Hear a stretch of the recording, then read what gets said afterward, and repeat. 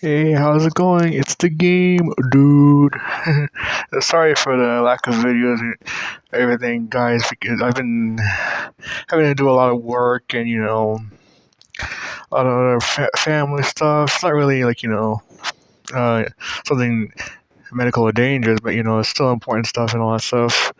Uh, Here to do a little update about all the stuff. I might start doing videos showing gameplay and everything, but thing is, I'll probably have to find myself a phone stand or something to, for this phone because, I haven't found a camera yet, nor have I found a good, decent gameplay capture card and everything that's kind of on the cheap, if you know what I mean. So, who knows? Maybe you'll someday start seeing gameplay of me playing on my TV and all that stuff. If you want to run gameplay, it's that Terminator Resistance game. Pretty good game. I got the complete edition, very cheap on the Xbox store. $5, I think, which is actually pretty cheap when it was a bargain. Sorry. And I have this is also kind of an update because I can see. I don't know if it was the last video, but I got new posters of my favorite movies. This one was my favorite because Shadow of Vader poster, and also because everybody knows this is the famous poster that blew up the internet back in 98, 97, I believe. Pretty good poster. I got the original Friday the 13th poster. Not the original. As you can see, it had that New Line logo right there in the corner, if you can see it. So it's a reprint, but still a good poster. I still like the silhouette and everything, and all the art in the inside, woods and the counselors and everything, which I think is a pretty good touch. Got one from Scarface, one of my favorite movies of the 80s. Especially like I still like that iconic scene with the blip and everything, or that famous tagline, "The world is yours." That's still like mesmerizing to see. Have these two other ones I think I showed you probably, but if I didn't, then this is from when I bought the physical copy of Mafia Definitive Edition. Pretty good poster. This one's gonna make some of you antique collectors kind of mad, upset, because this is actually a legit, official Friday the 13th Part 4 poster signed by the actual artist named Devin, as you can see. And yeah, as you're probably typing on your computers right now, I have it hanging up and everything, not the usual frame way, but I'm the type of collector really that really uses the stuff that I collect and everything and all that stuff. So, plus I don't really have intention of selling it anyway. So, because I like Part 4 and everything out of all the Friday movies, as I told you in the past. But it's still a good poster to look at and everything. It's still good. The ones I've shown you from the Star Wars pictures, I got one smaller than the other ones, but I like it the way it is and everything. And as you can tell, if you looked at as you're looking at my thing, it's not the same as it was from my very first video I uploaded. That's only because I had to sell a lot of stuff, sadly, because of, money troubles I've been going through, along with mainly because most of the games I play, either I wasn't playing anymore, I finished, or, it didn't leave that much good of an impression on me. As you see in my first video, you've seen my mini reviews on all of them. I give a summary what I think of them. Some of them, like I said, even though I sold some of them, that doesn't mean I still didn't like some of them. It's just that, I found no reason to really have a replay value with them. The ones I kept are the ones that have replay value, as you can see right there. Still pretty good. As you can see, some of them are becoming rare now, like Spec Ops and everything, because of, that game sadly got pulled by Steam and everything because, the 2K didn't want to pay that licensing anymore from the Radio Man and everything, all because it's Vietnam era stuff. But anyway, aside from that, it's becoming $20-$30 on online now on eBay. It's like wow. Even for the disc alone, they're $20, which is like an amazing fleet. But still, got all the other good stuff I have, Driver San Francisco and all that stuff. So yeah, I really got cut down. Everything. I moved some of my DVD stuff right here, as you can see, pretty good stuff. My TV shows and everything right down here. And any other miscellaneous movies are all down there. As you can tell from it, it kind of looks very more empty, which is, for me, it's pretty good because, admittedly, when I had to show you guys that video where I took all the Blu-rays and DVDs out, I'm going to tell you right now, it was a pain just to get them all out because, there were so many of them. So, yeah, not that I say I didn't like the movies or said I didn't hate said movies or something like that. It's because, it's not that. It's because, a lot of stuff to be carrying on, looking around. I could have got a different bookshelf for, like say for all that stuff, but in reality, I don't know where to put it in my small room. So there's that. So some of the movies I collected came from collections like the Mel Brooks films and everything. I'm gonna save some money to get the collections. Waste less space and everything. Even though some people say it's actually more space because of how big they are, but it's technically better having it all one collection than in separate DVDs I have to keep stacking and all that stuff. Yeah, it's gonna be less of a pain. I'll tell you that.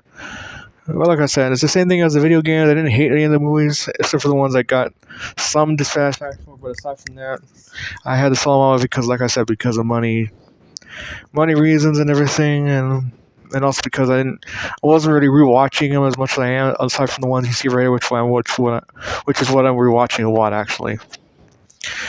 Aside from that, the book stayed the same. I just noticed it's a bit different. Had to only saw one or two books, unlike the other ones.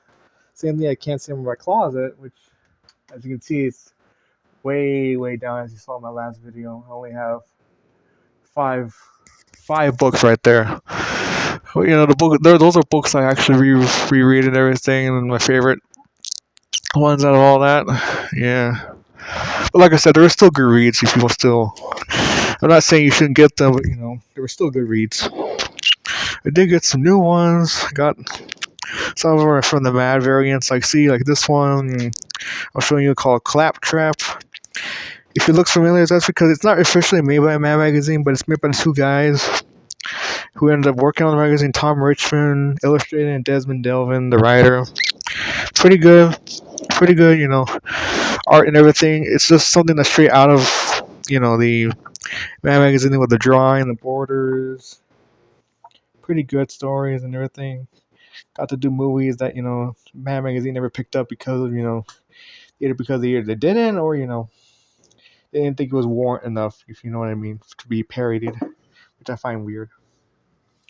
The other one I have here is, of course, a biography book by, of course, the Mad World William M. Gaines, which if you ever looked up prices on eBay, it's kind of just as expensive, like 50 to 100. I managed to find this one for $30, but as you can tell, it's not really in the great condition and everything, but it is better than most of the other ones I found online. It actually has a cover and everything. It didn't come from a library, which is good. But of course, if I wanted to get you the definitive Mad biography, I would recommend you get the Good Days I'm Mad, because it's made by one of the writers, and it's a more descriptive memoir, especially about William Gaines, especially what he did in the office and everything, all the way up to his death, because the book was actually made a year after his death, I guess I heard, which is something. But on to the things I've actually recently collected over the years, ever since Christmas. I know it's been a long time, it's summer already, but I probably release some videos, but probably not. I'm not going to make any promises this time because, as you can tell, it's kind of hard for me to make any videos, when you don't have the funds to, make one anyway. Well, this phone is recent, but still, shows you how much. The first one I have is, of course, these two were actually creep showmans I managed to find. After so many years, I managed to find this and everything online after trying to find it in bookstores, because I only could find the DVDs, which I heard are not that bad, but I'm more of a Blu-ray person now, and of course, this one had special features from Scream Factory and everything, back when Scream Factory was good. I'm not hearing good things about Scream Factory now, especially with the problems right now, like I heard from Sleepaway Camp from Planet CHH, which is actually a new video I just saw, and there's that. And then there was the infamous Friday the 13th box set, which I actually have.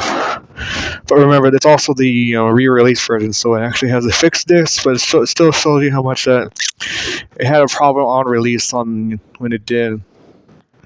But for Scream Factory, this is actually pretty good. Shows the bonus features they never had.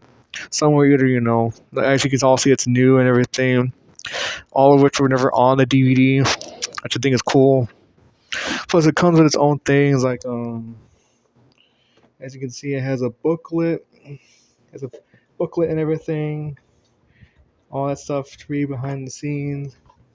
Has a reverse cover, as you can see right here. I have right here on the comic cover, which is cool touch. But on the if you open it up, as of course the movie review poster right there, right there. But I prefer this one because it looks, reminiscent of the EC Comics era, which again was also made by William Gaines. I always wondered what he thought of the movie when he saw it because it was a tribute to his comics and everything. But we never know. Could have been good, could have been bad. What he thought of it. But now hold on, guys. I'm gonna try to put this thing back in. I wish I had more arms, but then again, that's careful what you wish for and everything, because I wouldn't know what to do with a third hand. But that's something finally found over so many years. Found in around the time actually it was around Mother's Day. Actually, I went to this video store by myself and everything. While my other siblings went to do their thing, because I only have sisters and everything. But aside from that, they went to do their thing. Found this thing as a thing for $30, which you think is expensive, but it's not. At least it's not $50 expensive and everything. Whereas, like I said, on eBay it's more than that, but still. Alright, so I found it for $30, so it was technically a steal. This one I actually found online. I didn't know about it until I looked it up on eBay and IMDb, which is that apparently there was a a graphic novel adaptation of this released around the same time the movie was coming out. Of course, this is not the original, if that's what you think. This is not released from '82. This is actually a reprint made in 2017. That's why when you see Stephen King's face, it's a recent picture from that one from the '80s. But from what I've heard, it's not really that much different from how it was back in '82. It's all the same. As you can tell, it's not really the same style as the movie showed, but different writers, different illustrators actually, and they did their own thing, and for their own thing, it's pretty good. Pretty good. And let's just say if you read it, some things are different and some things are added because they were from the deleted scenes, which are actually in the Blu-ray, which you put it into the comics for more reading material. And you'll notice that if I open it up a bit, some things are different. Like as you notice, the crate is actually before something that tied you over because originally that's how the original cut of the movie was actually supposed to go. With crate being the third story, well, tied you over meant to be the fourth, but thankfully, thanks to pacing we actually ended up switching it around, which is good because it ended up being better that way. So having the thing being the crate being the next to last story because ended up being 40 minutes long. The story was on the movie, that is. But yeah, pretty good read. I suggest you try finding it on cheap, especially the release version. You'll find it for $10 on the cheap on eBay, which is actually a bargain compared to its $20 original price and everything. So there's that. And of course, as you know, since I'm a big Friday fan, I found more Friday the 13th stuff. This one, I finally found a documentary tie-in thanks to the book I showed you in my other video. I finally found a documentary, companionship to it. But of course, it was, and the reason why I really suggest you watch the documentary because the documentary is the up-to-date version, as opposed to the book, which was made in 2004. And of course, this was made in around 2013. Yeah, sure, there's a lot going on Friday the now, especially with the JC and everything that's going on online. But I felt like the 2013 was better because it ended at the right time, 3 years before the game, and sometime after the 2009 movie came out. So I felt like it was a good time to release the documentary around this time. Pretty good one. Pretty has one of those latch-on things, which I heard can be very annoying. And everything. Comes in 2 discs. Yeah, the documentary is split in half, even on Blu-ray, which I think is weird because Blu-rays hold more storage and everything. You would think you put it into 1 disc, but it doesn't. The DVD I get, but yet the Blu-ray is in 2 discs, which I still think is weird. But this has the Paramount Jason. Other half has the New Line Jason story and everything all the way to the ending. Make of that what it will. But I'm hesitant to whether I should, I really should. You should watch. I think you should really watch it on one of those websites where you can find stuff for free, find movies for free and everything. The reason why I'm saying this is because this documentary, It was $50, 60 actually.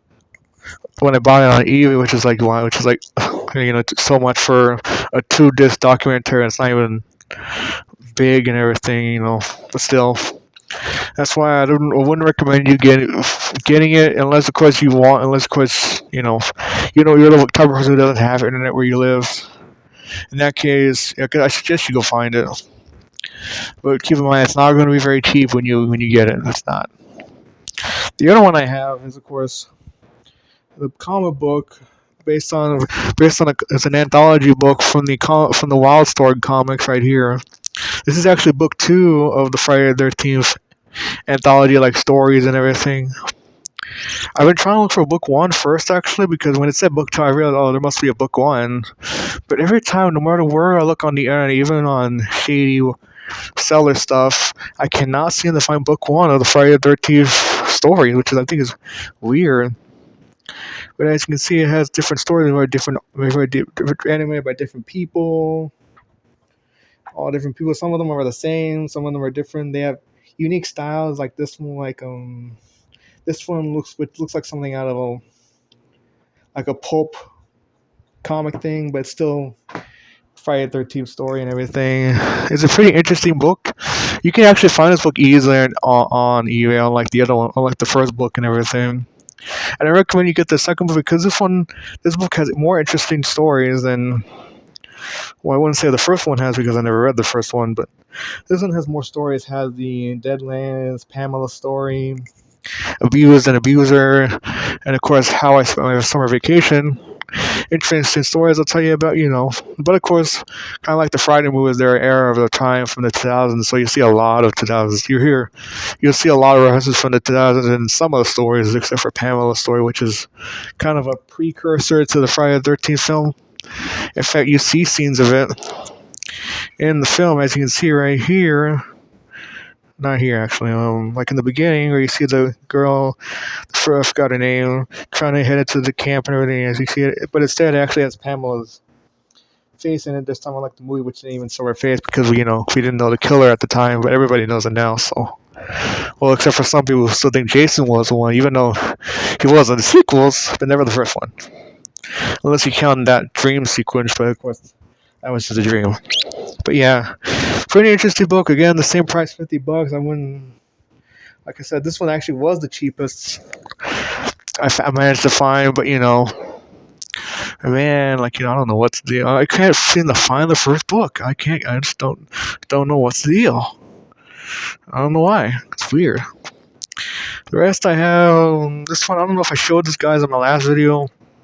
I got this widescreen Star Wars trilogy on DVD, which I think is weird because why would I get something special if I have the Star Wars saga right there? But I got this one because, as any seller would tell you online, this DVDs are special because, as it says in the back, it actually has all three, the 3 classic movies digitally restored and mastered, meaning the original cuts of those movies of the 4th, 5th, and 6th movie are all on the second disc, which says right here, original theatrical version of the first one, the second one, and the third one. By that I mean, of course, A New Hope, Empire, and Return of the Jedi. Like amazing. And this one I managed to finally get. This one I actually got at the cheap for $25 at a half-price bookstore near me. Not an ad though. But I managed to get it for $25 as opposed to the 30, the 50 to $100 scalpers I saw online, which I hope they eat shit and live and die by anal bleeding. But yeah, really, I managed to find this on the cheap. Pretty good selection. This is in fact, I think this is the only way to see the original movies in the original cuts and everything. But still managed to surprise some people because people tend to because people never thought that Lucas could ever do something like that. But I guess somebody at Lucasfilm managed to convince him so they can get off his back. But of course, it didn't work anyway because some people still want to see the original cuts in Blu-ray form and better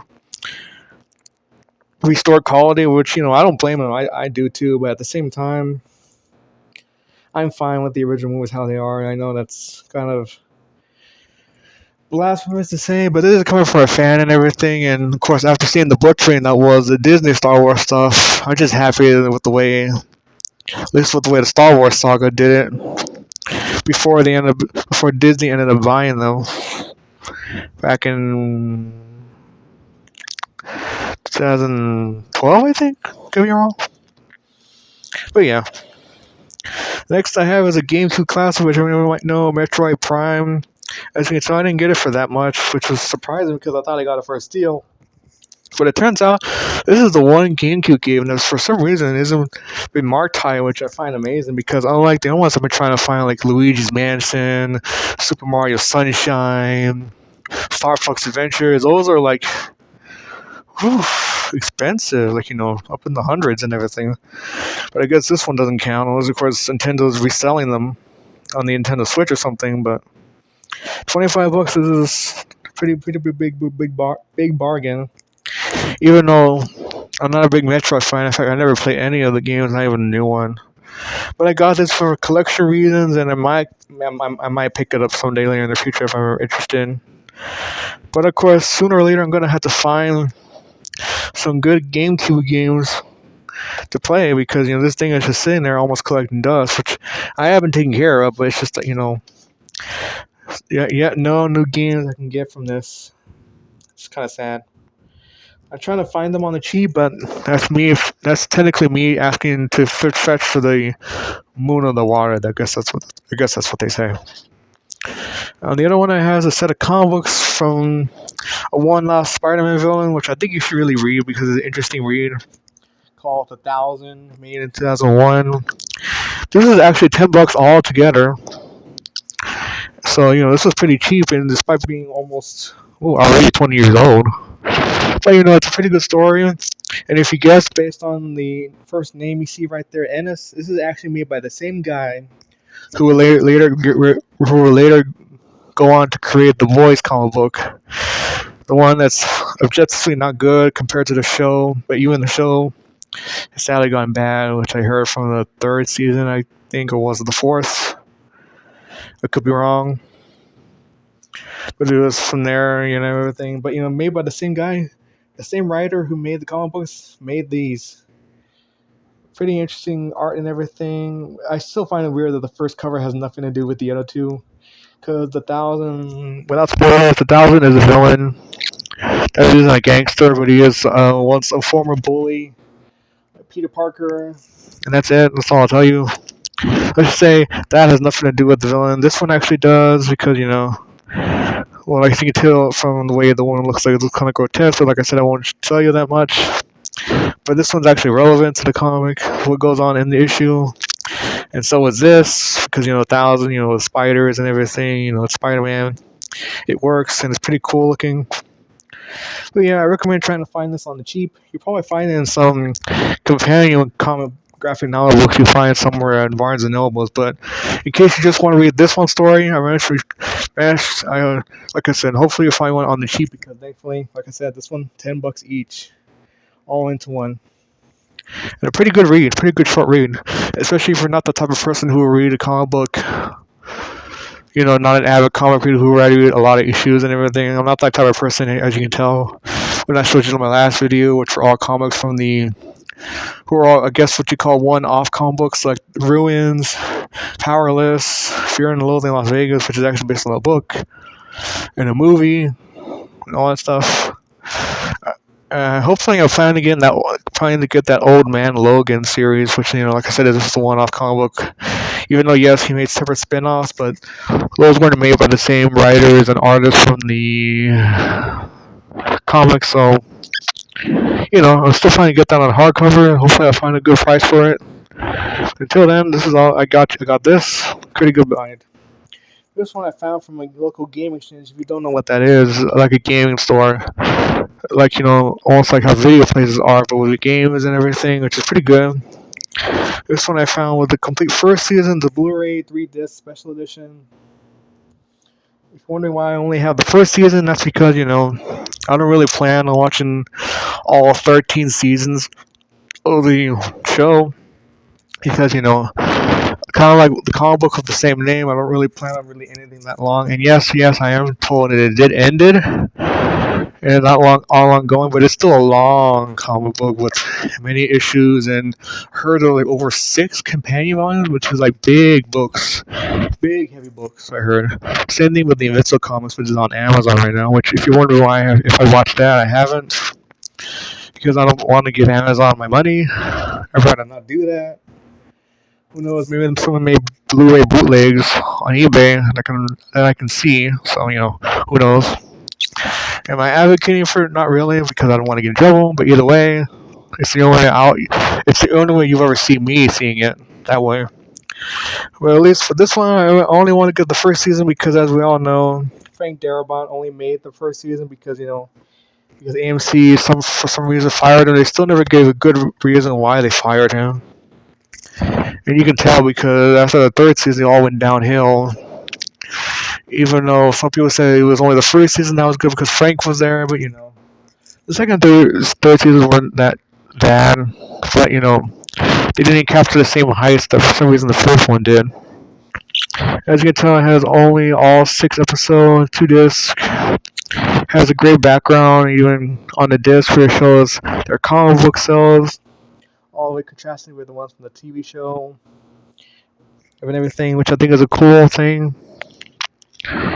Yeah, especially with a zombie right there in the middle, or walkers as they're called, which I'm still confused why they call them walkers in the show, not zombies. But I'm pretty sure there's a in-universe reason why. But I never know. I don't know what it is. This I managed to get that was actually in the disc, which is actually a trading card, which I think is a cool trading card from a clip from behind the scenes with that famous intro episode where they kills the girl as a zombie, which I think is sets the tone for what the show is. Rest I have is just action figures I probably got made along with this book I've been trying to find all about the comic book along with the season 1 of the show. I would find that book if I can. A promo for the second season that was going to come out, along with the in-universe emergency medical alert for zombies and everything about what happens. As you can see, violent outbursts, loss of memory speed, loss of coordination. I think it's cool.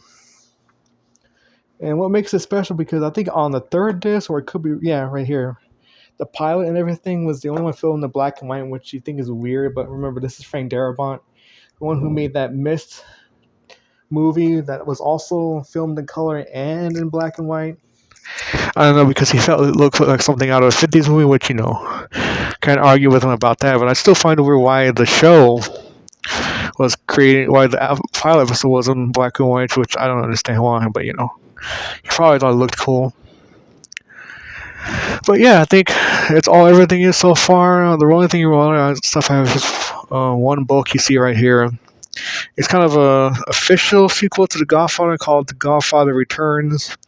Not made by Mario Puzo, but it's based on his characters and everything. It's its own sequel, unlike the movies, so you don't have to worry about continuities breaking or anything like that. I haven't read it so far, so I can't tell you how it's like. I heard there's another book that came out after this one. Trying to find it, so there's that. Looking forward to. Aside for that, I think that's it. Yeah, that's all the stuff I have so far. And yeah. Sorry for the long delay of the videos. I'm trying to find a way to make them in the first place. So who knows? Maybe I'll do what I said, which is take the thing and record it like this. But who knows? I might need like a nightstand or a phone stand, for the phone so I can capture it well, because I only have so many hands here. But yeah, aside from that, hope you guys have a good summer. This is Game Dude. Yeah, have a good day. Over and out.